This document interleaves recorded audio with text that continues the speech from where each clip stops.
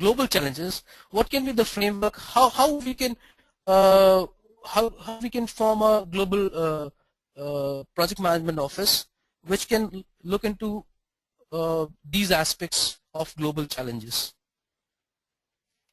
Encourage collaboration but focus on standardization. It seems to be really appealing, but challenging to execute.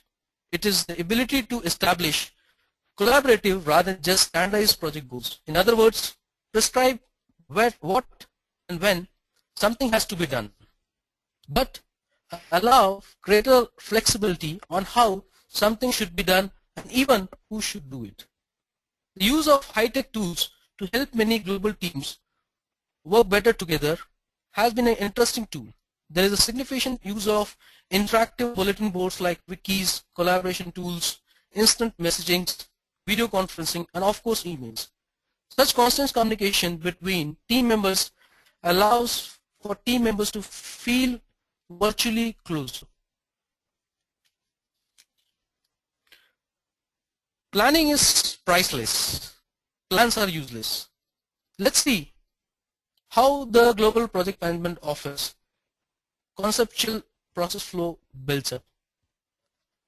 Now you must be very clear with the various phases of project: the project initiation phase, project planning phase, project execution and control, and project closure.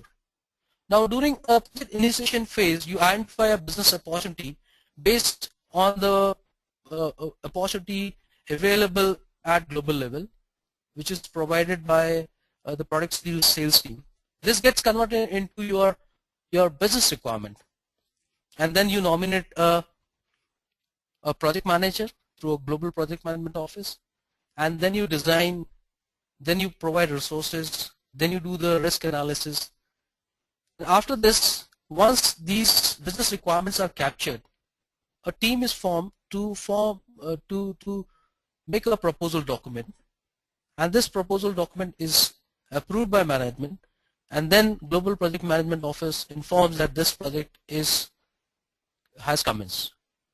Then we get into planning phase, where we prepare a detailed project plan, and in the detailed project plan, after we make the detailed project plan, we do a risk assessment of various risks. Who will be the stakeholders, what will be the procurement issues, how we are going to do the resourcing on a global level, what will be the key milestones, deliverables, and checklist. Once this risk assessment is done, which is approved by Global Project Management Office, we form a project initiation document. A project initiation document is a Bible for the entire project. In PMP terms, it is also known as project charter or project initiation document, something like that. And this PID document is approved, and then you call for a kickoff meeting. Now this PID document is a standard document given to all the stakeholders, so they come on the same platform during the kickoff meeting. Once the meeting is kicked off as desired by the project manager or by the organization, then we get into execution stage. Execution and control, it happens together.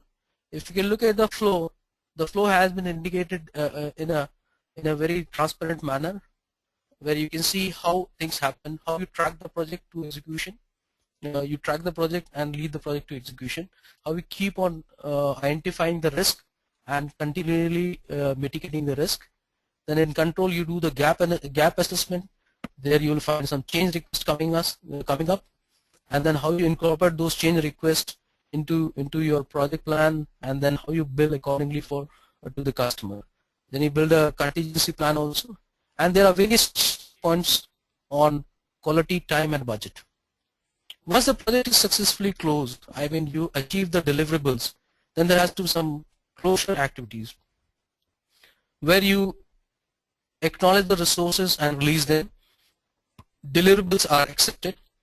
You capture the lessons learned, document it, and then issue a project. You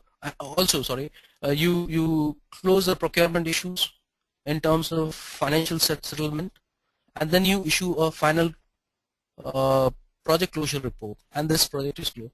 Now to support this process, and this process is general in nature, it can be modified as per your requirement, as the organization wants or the stakeholders they want.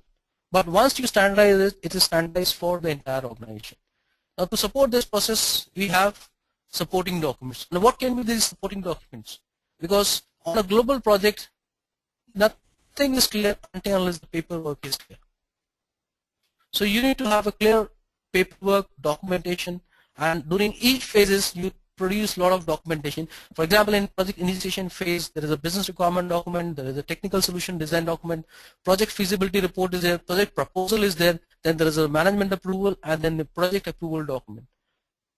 In the project planning phase, you will have a project plan, project risk assessment document, project resource document, project checklist, and then you will have project initiation document, which is approved by G-PMO, and then this document is used during the kickoff meeting.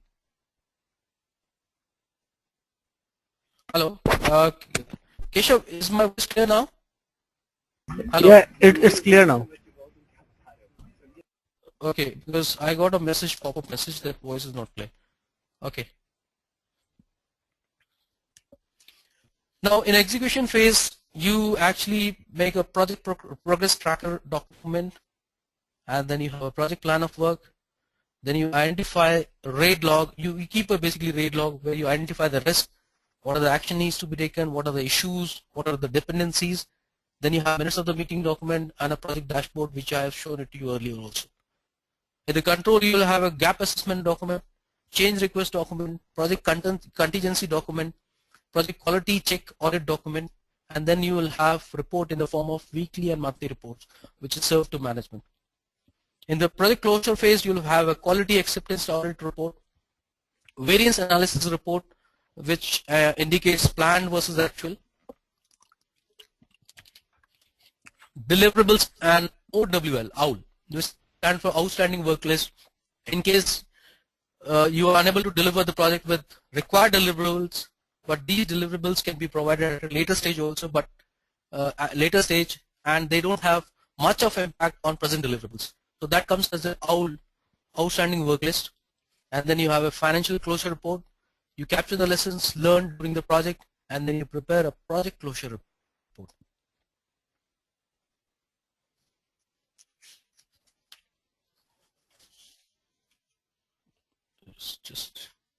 Okay.